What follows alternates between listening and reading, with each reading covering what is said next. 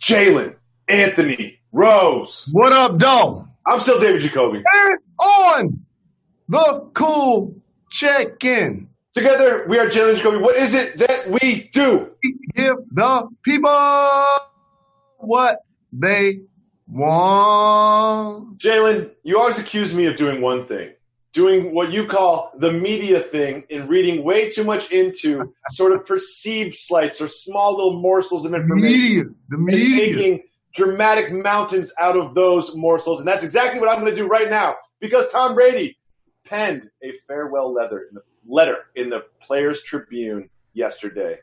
And it had some really interesting passages. The first one I want to discuss with you is this. It is when Tom wrote, quote, "Playing for the Tampa Bay Buccaneers is a change, a challenge, an opportunity to lead and collaborate, and also to be seen and heard." Jalen.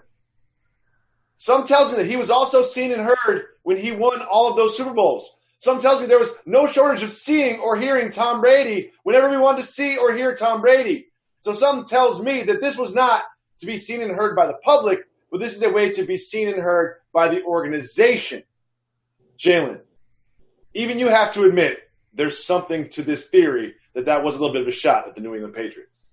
Well, we don't have to look further than understanding that he played there 20 years and went to the Super Bowl 9 times, won 6 of those, and they didn't allow him to have a farewell tour with their uniform on. Because if they would have offered him the same $50 million contract, he would still be in New England. So basically what this boils down to is Tampa Bay gave him a level of fiscal and emotional security because he's going there for the first time versus what he felt like he should have been able to attain being a member of the Patriots for so very long.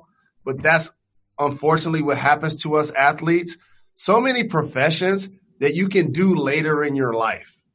Even an artist, for example, you can perform the same records countless times. Even if you can't dance the same, you can sit down, start the music, and people will still come to your concert. Well, when you're an athlete, there's an expiration date. And Tom Brady and Drew Brees continue to defy that. So now if you're an organization, how far are you willing to let that go? Would you overpay Tom Brady, that's going to be 43 this year, allegedly overpay, because you're basically saying he's not going to be an elite quarterback? How do you feel about that, David Jacoby? I like what both sides did business-wise. If I'm Belichick, I'm not giving 2 years, $50 million guaranteed either to Tom Brady at this point of his career. No, I like it because, first of all, I care about me first, not Tom Brady or the New England Patriots, and this is great for me. This is great for our business. I'm going to be watching more Tampa Bay Buccaneers this season than I've seen in my entire life. I think if not in the Super Bowl or the championship round, I will watch an entire Buccaneers game from start to finish. Honestly, ever since Vinny Testaverde, the Buccaneers quarterback, has not been this relevant, and I couldn't be happier about it. However, I would have liked to see him retire in that jersey. If I was Tom Brady, I'm sure there's a part of him that feels somewhat slighted. There was a lot of incidents over time. You know, there's Deflategate where he felt like the franchise didn't really have his back. And there's some personnel decisions, especially at the wide receiver position, that I think that he wished went differently. But he also had another passage in this that I'm going to do what you call the media thing and read too much into. And that is based on his relationship with a gentleman by the name of Bill Belichick. The two of them, as you mentioned, went to 9 Super Bowls and won 6 together. And here's the only time Belichick was mentioned. Quote, "By the way, in the 6th round, it's not like Coach Belichick himself was on the other end of the line. I think it was his assistant, Verge. Quote, "We just wanted to let you know you've been picked by the New England Patriots," Verge said. That's what Tom Brady wrote in the Players' Tribune. Now, that is not so much of a slight. That's normal sort of modus operandi for a 6th-round pick.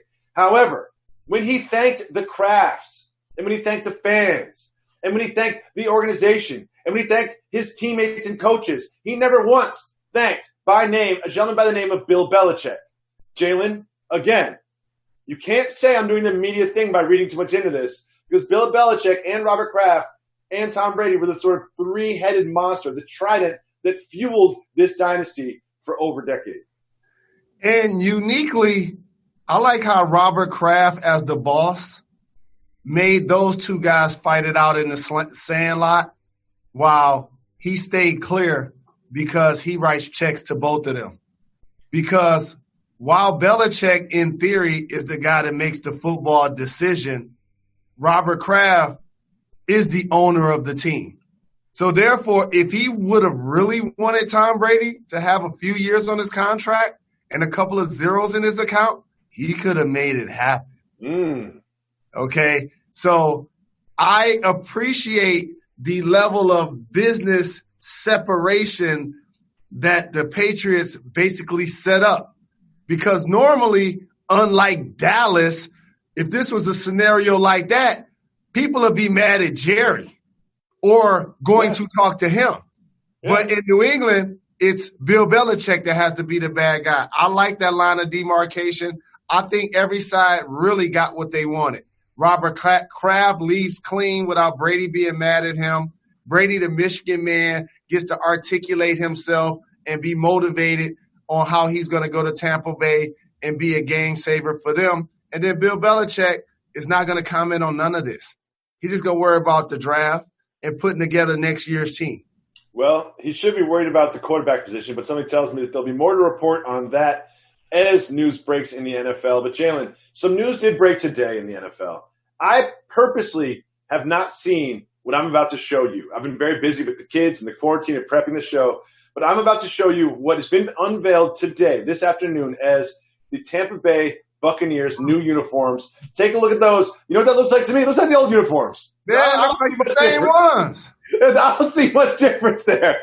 I expected a bigger splash. Now that's new. That's new right there. Everything else seemed like the old uniforms. I couldn't even tell you the difference. Well, let me tell you what the Tampa Bay Buccaneers are doing, though. Okay. Again, they used to be in the same division as the Lions. And I followed this franchise struggle. And I love their old school uniforms, and their helmets were classic.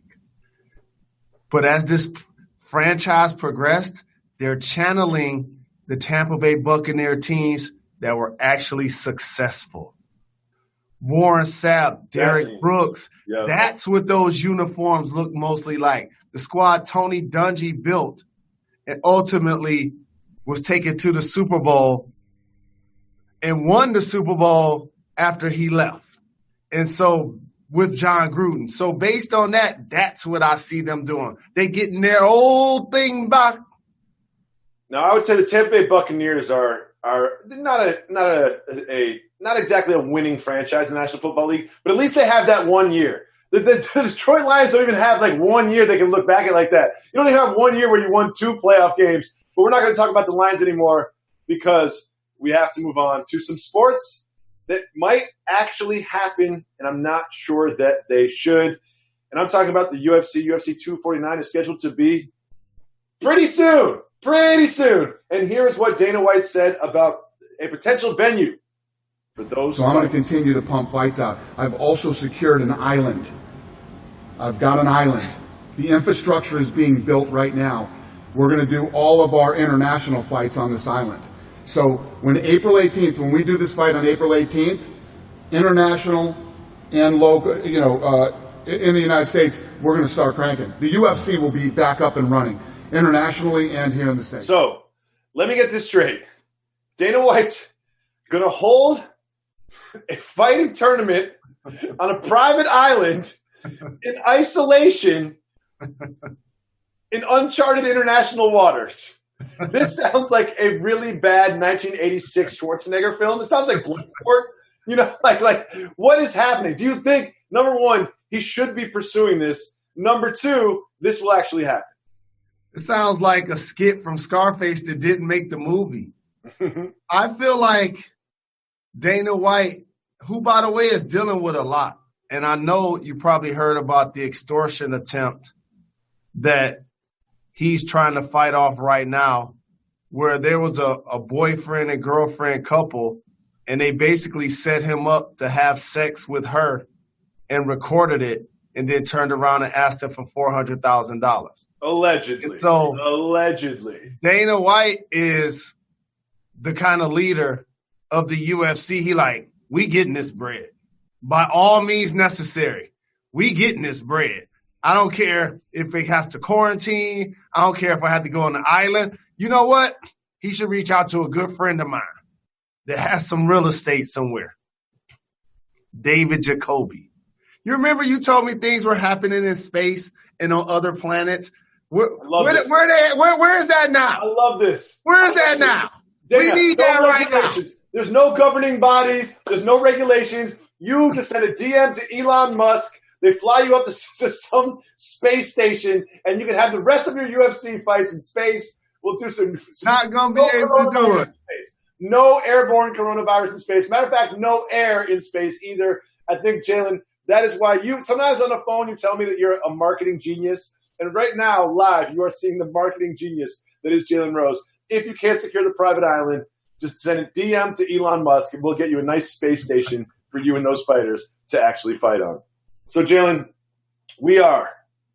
every day, we are one day closer from the debut of The Last Dance, the documentary about Michael Jordan. 10 episodes debuting on April 19th. So we will every day give you an update. It is time for The Last Dance Countdown.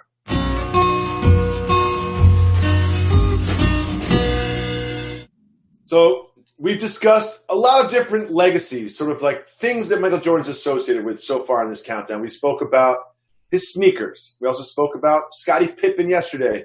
And today, this one's interesting.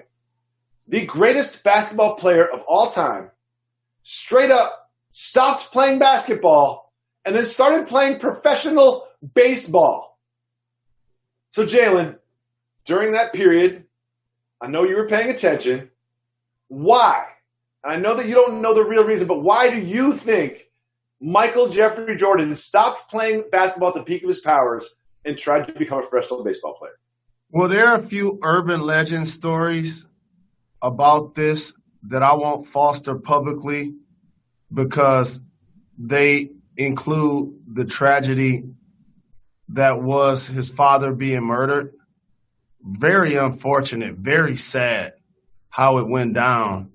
For those that don't know, he basically was killed while he was sitting on the side of a road taking a drive and trying to get a rest. And after he was murdered, Jordan said publicly that he and his father always had a goal and a dream for him to play professional baseball. And when you lose someone so very close to you like that, I'm pretty sure he needed an emotional escape. And if the sport was baseball that he and his father bonded over and felt like that would be something that he should try, and then all of a sudden you lose him the way he did, that provided a different motivation for somebody at that period of time was already considered the greatest of all time. See, a lot of people are going to try to leapfrog LeBron into this conversation. Let me just tell you guys something. How many rings LeBron got? Championship rings, he has 3. How many did he win in a row? 2. Okay. When I started to separate all-time great players, one of the things I have to try to do is say, okay, how many did they win in a row? How many of those were they the finals MVP? Like, you have to split hairs with the all-time greats. He had already won 3 straight and 3 finals MVPs. Nobody else can say that except Shaq in the modern day. But Jalen, that's more. You're making a case of why he should continue to play basketball. He's on one of the greatest teams ever assembled. He's won 3 straight. He's won finals MVP in 3 straight. He's one of the most competitive human beings that has ever walked the planet Earth. Why go switch sports? Because you're ignoring the score of the game, which he was already considered the greatest at that time in the game of life that I initiated. And what also helped make that happen is the Bulls owner, Jerry Reinsdorf, also owns the White Sox. So that provided a bridge that you can go play baseball, but we still have your basketball rights. Plus, we'll make sure you get the opportunity, and we're going to cut through any red tape for it to happen. So it was almost a win-win for non-NBA essentials for that to happen as it related to the ownership of the team, and for him to get that opportunity that he wanted. And so it was a firestorm, and it left the league wide open. Remember, I was in the league. That was my first year. 94 was my first year. And it was like the wild, wild west. At that point, it's like, MJ gone? MJ gone? Oh, man. Everybody trying to get a ring now. It's like, and the dream came and snatched 2 of them real quick when MJ was out of the game. And then he came back, for all you historians, and won 3 more in a row. This is how you distinguish yourself away from everybody else. And you know who was finals MVP all 6 of those times? Michael Jordan. I've seen Magic win 5 and Shaq win 4, Kareem win 6, Tim Duncan win 5, LeBron 3 and 3, Shaq 3 finals MVPs, Tim Duncan has 3. Like, you have to start splitting these all-time great players. And Bill Russell, obviously, they didn't have the award when he won it because he did win 11 championships in 13 years. Was the first African-American coach and player at the same time. So these guys have achieved so very much, but there's only one GOAT, and you're going to see him on April 19th be featured in a 10-part series. Jalen, because we are very serious sports journalists, we covered an important story yesterday as it regards to the coronavirus. A gentleman by the name of Kyle Walker, a soccer player overseas in the UK, put out some social media reminders for people that practice social distancing, stay away from each other. And he then hired a couple of escorts and had a threesome at his house. We don't know that for a fact, but some of the young ladies involved have sort of spoken to the press about it. It's probably true because what we saw next was an apology from that man right there, Kyle Walker. He said the following, quote, "I understand that my position as professional footballer brings the responsibility of being a role model. As such, I want to apologize to my family, friends, football club supporters, and the public for letting them down." Jalen Rose, what do you think about Kyle Walker's apology? And is this apology an admission of guilt? Because if I was Kyle Walker, I'm not apologizing for anything until you catch me red-handed.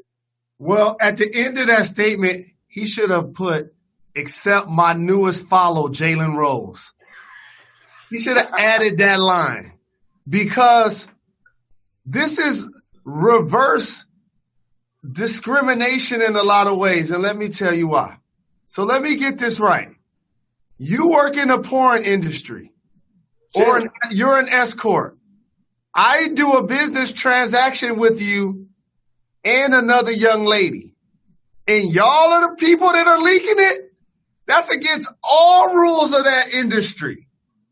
So I'm with Kyle on this one. And I know for public consumption, he had to apologize. He has family and friends, and he's a professional, and he wanted to be a stand-up guy. But he didn't really mean that. No, he didn't mean that at all. He didn't really mean that. He didn't write it either. He had nothing to do with it. The club told him that he had to apologize. The PR rep for the club wrote the apology, said, "You're about to take this." Yes. And he was like, "You know what I want to do?" Is like, "You're about to do this because you do want to get paid." And he was like, "Fine, whatever." Now, I just want to see the text thread between him and the girl that went to the press about this. That's what I want to see.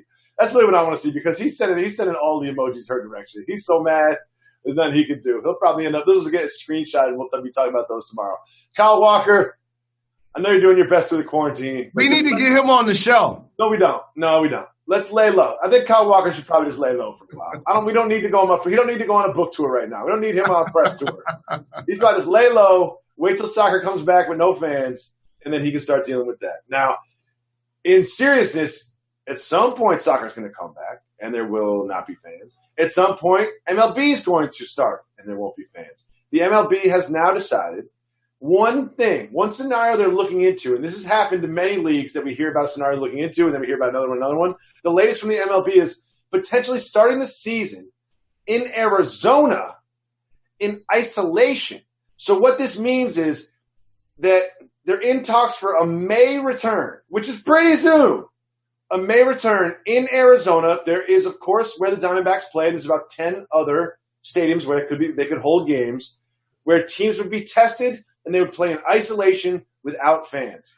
Jalen, I know every commissioner of every league is texting you incessantly every day asking you for advice. So now this time it's the commissioner of Major League Baseball, Manfred.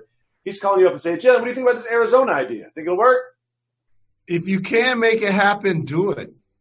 The sacrifice is going to be for the players to separate themselves from their families and friends.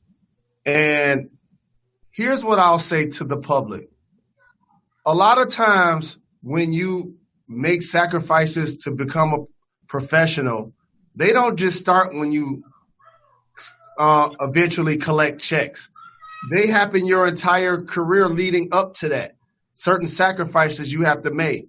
So as an athlete, I already understood that I was going to miss certain holidays, Thanksgiving and Christmas, as your kids' birthdays and probably the first day of school, or there are things that you're going to miss for your profession or as a parent. And so these checks are the reason your kids go to private school and or live in the suburbs. So therefore, I'm pretty sure the players are going to be willing to play the game that they love, continue to collect their checks, and not balk at an opportunity by Major League Baseball to put them in position to play their games this year. And shout out to Chuck D. It just reminded me of something, of when my favorite MCs were teaching me something. I'll never forget listening to By the Time I Get to Arizona, because they were the final place that adopted the MLK Day as a holiday. And I got a chance to play there in my final season. Beautiful people. But shout to Chuck for that. But absolutely, if you can do, will do. Make it happen. Well, if you want to derail Revis on Arizona, I can derail this topic to Arizona real quick because, man, when Arizona Iced Tea came out with those tall boys, with the Arnold Palmers, those 22-ounce cans, then they had the mangoes. You had that mango energy one. Man, I was exclusively drinking Arizona beverages out of cans I had to carry with two hands. Yeah, like, full can of sugar. That's all those were. Oh, yeah. I stopped doing that once I started reading the back. They put the calories on there. But I would play basketball outside in a Brooklyn yard for about 3 hours, go through 4 of those. And then once I'm done losing my games, switch to beer. God, man, that's taking me back to the early 2000s. Thanks to you, Jalen Rose. Well, the NBA is also looking to come back. And the NBA is the latest on that is it's going to take some sort of like rapid real-time testing. Now, this doesn't exactly exist right now, but as you see from this tweet from Baxter Holmes, they've been collaborating to assess rapid testing devices in theory that accurate test results within minutes could lead to being tested pregame, verifying that everyone involved in the contest is coronavirus-free, and then playing a game in an empty arena. Jalen, this is a bit of wishful thinking, but it is the type of medical and scientific advancement that it will take in order for NBA games to truly be played because of the close physical contact between the contestants and the fact that there are so many people carrying the COVID-19 coronavirus that are asymptomatic. So do you think that it will take rapid test results in order for the NBA to function? I do, and it's a domino effect. Of course, we should all do what we can to social distance. This pandemic is real. The bruises it's going to do to the economy are going to last for so very long. But, Jacoby, what happens is it's one thing that we all have testing available to us. It's another thing that we're not going to all get tested unless we show symptoms, which means in theory, each of us could have it. And the reason why I point that out is when more tests get available for corporations like the NBA and Major League Baseball and a lot of companies that are firing and laying people off and putting people on a furlough, what's going to happen is we're going to then discover more people have it than we realize. And then all of a sudden, those people are going to crowd the hospital and there aren't enough ventilators.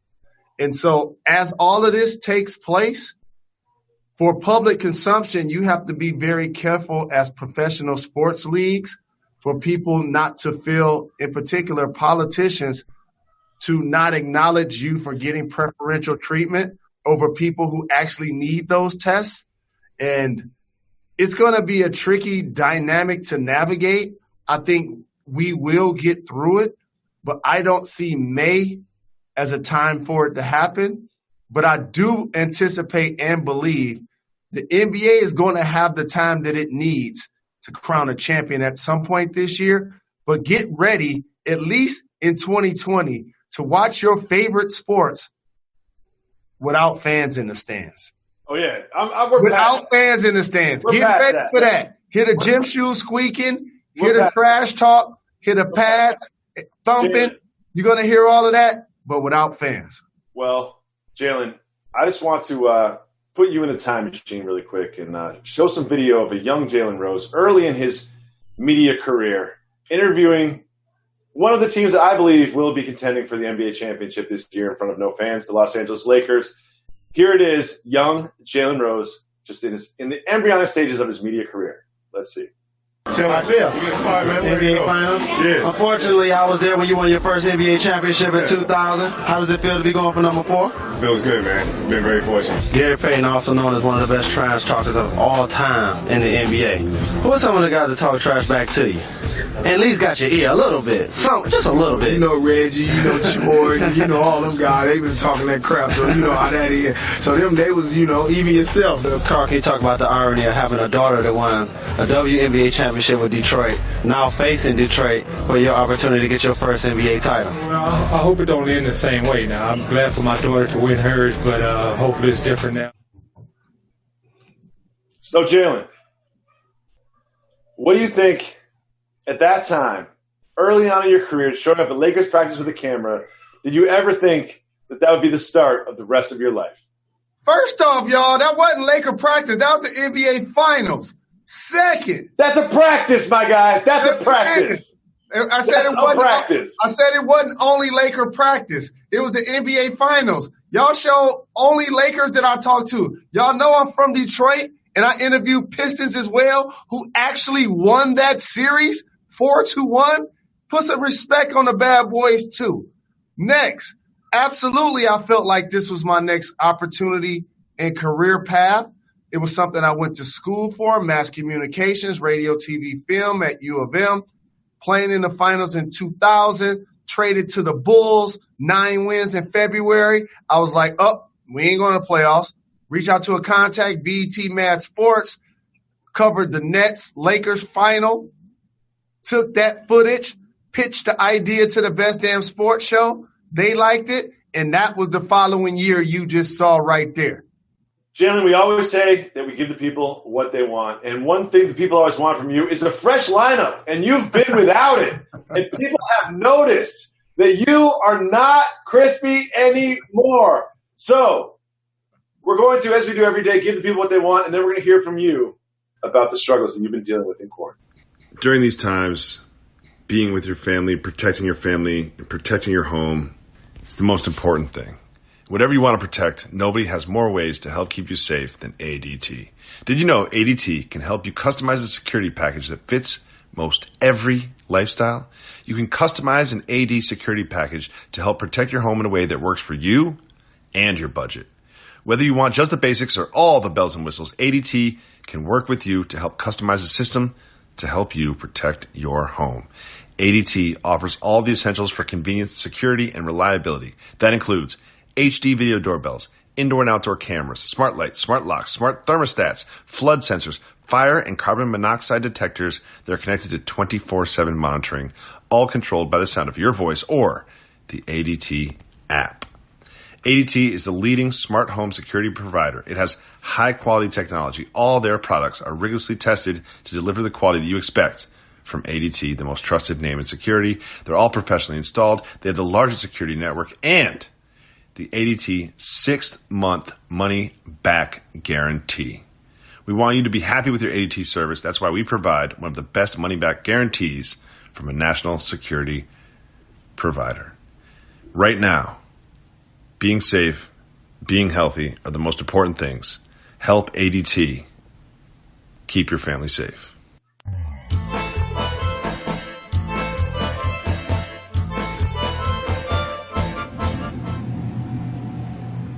coronavirus, the pandemic, social distancing is so real that I went on television and I didn't have a fresh cut. The struggle is real. Now, I want to be very clear that we would never downplay the severity of this disease. There are literally thousands of people dying, not only in our country, but around the world. But we are all stuck in our homes, and one of the things that means is that it's hard to get a crisp lineup. I decided just to cut my own hair. Jalen Rose obviously has not. So that post that you just watched, bit of a firestorm online. Jalen Rose has committed to giving a hoodie to the best responses to our interactive questions every day. So make sure that you follow Jalen Jacoby on Twitter and on Instagram. And I'm just going to show you some of our favorite responses. And you, Jalen the judge, Judge Jalen, will pick your favorite, and that person will get a Jalen Jacoby hoodie. Let's take a look at some of these. We have, this is more serious than the Waffle House is getting close. Shout out to Eric. God, I spent a lot of time in Atlanta. Oh, my goodness. Waffle House late night, especially Next. after midnight, leaving a spot all day. And this one is from Moa Man Music. Jalen been Chris for 100 years. We give him a pass. Jalen, you get a pass, of course. And we have a couple more for you to judge from. Next, this one's from Instagram. Jalen out here looking like the Book of Eli. Shout out Denzel. And then finally, we have, should let Molly Karam clean you up. That's on you, playa. I fully agree with that last one. So, Jalen, we have Royce the 5'9" chiming in. We have someone saying you've been Chris for 100 years. We have someone saying this is worse than Waffle House. We have someone saying, as I agree, Molly should give you a little shape up. I'll go up there and give you a shape up. Who gets the hoodie, though? Who gets today's hoodie? Shout out to my brother, Royce the 5'9". He don't need the hoodie because he going to come on the show as soon as we get back up and running like we supposed to. I'll go with the first one, the Waffle House. Eric. That's an institution to me. Oh, yeah. So we're going to get Eric. Make sure you reach out to the Jalen Jacoby account. Send us a DM and with your address, and Jalen will send you a hoodie himself. Jalen will put the hoodie in an envelope and send it to you home himself. These are his hoodies. He paid with his own money. Now, Jalen, before we leave, as a sign-off, I just want you to tell us your order when you sit down at a Waffle House at 2 a.m. Oh, scattered, smothered, and covered. Waffle, well done. Side of bacon, well done. Side of sausage, well done. Grits. And then just munch like a little buffet. Eat a little bit of everything. That's how I do it. No doubt. Large OJ. Tip everybody to cook. Play the music on the jukebox. Put a 20 in there. Get like 100 credits or something like that. Just play music on music on music. And then when I know I'm about to leave, I leave some credit for the staff and let them play what they want to play. This is a whole holistic thing, Jacoby. Thank you so much for watching online and, of course, for listening to this podcast. We appreciate you. We hope to be here every single day, Monday through Friday, for you as you deal with the strange times that we all are dealing with. We'll be back tomorrow. Why is that, Jalen? We're not done. We're not done. We're not done.